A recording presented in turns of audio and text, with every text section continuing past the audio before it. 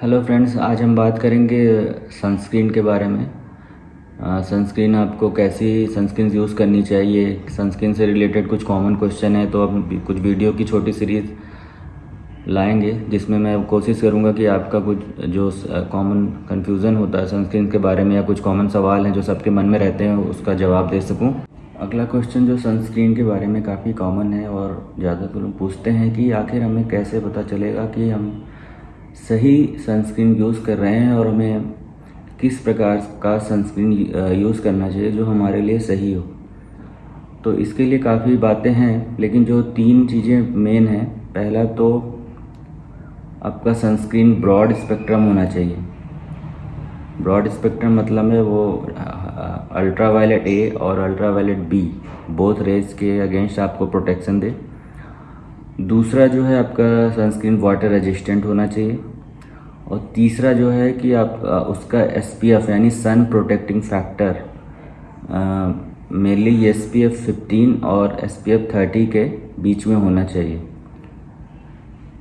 ये 3 चीज़ें जो हैं जो आपके सनस्क्रीन में अगर होगी तो आपका सनस्क्रीन काफ़ी अच्छा माना जाएगा।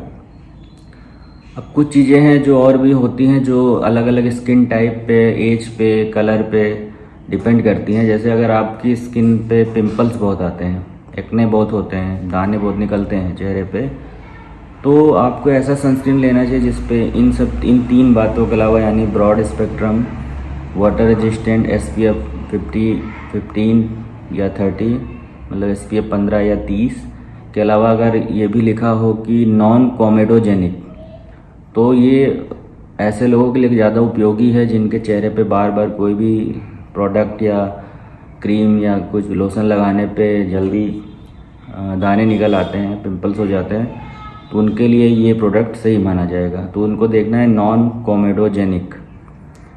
फिर अब आते हैं अगर किसी का फेस बहुत ड्राई रहता है तो उसको किस तरह का सनस्क्रीन यूज़ करना चाहिए।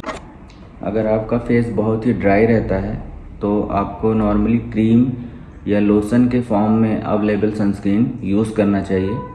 जेल या स्प्रे नहीं यूज़ करना चाहिए क्योंकि इसको लगाने से आपकी ड्राइनेस और बढ़ जाएगी। और इसके विपरीत अगर आपका स्किन बहुत ऑयली है तो आपको जेल, सीरम या स्प्रे फॉर्म में अवेलेबल स्किन यूज़ करना चाहिए, वो आपके लिए ठीक रहेगा।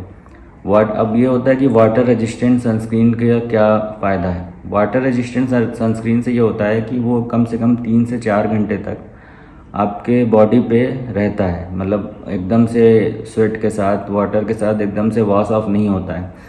दूसरा, वाटर रेजिस्टेंट सनस्क्रीन से ये फ़ायदा रहता है कि अगर आप पूरे फेस पे अप्लाई करते हैं तो वो स्वेटिंग के साथ ड्रिबल नहीं होता और आपकी आँखों में नहीं आता है, जिसके कारण आपके आँखों में जलन नहीं होती। अगर वाटर रेजिस्टेंट नहीं होगा, वो स्वेटिंग के साथ बहुत तेज़ी से आपकी आँखों में आएगा तो आपकी आँखों में जलन होने की भी कंप्लेन होने लगती है। अगर आपकी स्किन काफ़ी सेंसिटिव है और ऐसा आपको कंप्लेन रहता है कि कोई भी प्रोडक्ट या cream, lotion, spray, serum use करने के बाद अक्सर आपको रैसेस, पिंपल्स, बर्निंग सेंसेशन जैसा हो जाता है, तो फिर आपको सनस्क्रीन में जो कॉमन 3 चीज़ें बताई थी उसके अलावा कुछ चीज़ें यूज़ देखनी चाहिए। जैसे कि वो फ्रेगरेंस फ्री हो, पैराबिन फ्री हो, ऑक्सीबेंजेन फ्री हो, तो और नॉन कॉमेडोजेनिक हो। अगर ये सब चीज़ें भी आप देखते हैं साथ साथ में तो सेंसिटिव स्किन के लिए आपका सनस्क्रीन काफ़ी अच्छा प्रोडक्ट रहेगा। अब ये क्वेश्चन उठता है कि क्या बच्चों के लिए सनस्क्रीन यूज़ करनी चाहिए, और अगर यूज़ करनी चाहिए तो उसमें क्या चीज़ें ध्यान देना चाहिए। देखिए, अगर बच्चे की उम्र लगभग 2 साल से ऊपर है और कोई सन रिलेटेड प्रॉब्लम बच्चे को होती है तो ज़रूर सनस्क्रीन यूज़ करें। कुछ बातें ध्यान रखें, जैसे अगर प्रोडक्ट पे मेंशन है कि फॉर किड्स, फॉर चाइल्ड, तो ज़रूर यूज़ करें। कुछ चीज़ें और देखनी है, जैसे उसमें जो इंग्रेडिएंट है, जैसे जिंक ऑक्साइड, टाइटेनियम ऑक्साइड है। SPF लगभग बच्चों में यूज़ करने वाली इस क्रीम का लगभग 15 के आसपास होना चाहिए। तो इस तरह की चीज़ें अगर आप ध्यान रखेंगे लिए तो आप बच्चों के लिए सनस्क्रीन चुनते समय तो बच्चों के लिए भी अच्छा सनस्क्रीन चुन सकते हैं और बच्चों को इससे फ़ायदा मिलेगा।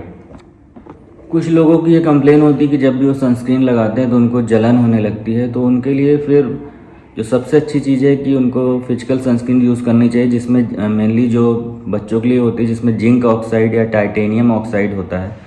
और वाटर रेजिस्टेंट होता है, तो जिससे उनके बर्निंग के चांस काफ़ी कम रहेंगे। अभी कुछ कंडीशंस होती हैं जिसमें आपके लिप्स यानी होंठ पे सन के सामने आने पे प्रॉब्लम आने लगती है धूप में रहने से, और ऐसे समय आपको ज़रूरत होती है कि ऐसे लिप बाम यूज़ किया जाए जिसमें सनस्क्रीन के भी फ़ायदे हों। तो ऐसे लिप बाम आपको मिल जाएंगे, और ऐसे लिप बाम यूज़ करते समय आपको देखना चाहिए कि उसमें SPF 30 तक प्रोटेक्शन हो, ताकि आप उसको अपने लिप्स यानी होंठ पे अप्लाई करें, जिससे आपको धूप से होने वाली जो होंठ पे एलर्जी हो रही है वो ना हो और आपको आराम मिल सके।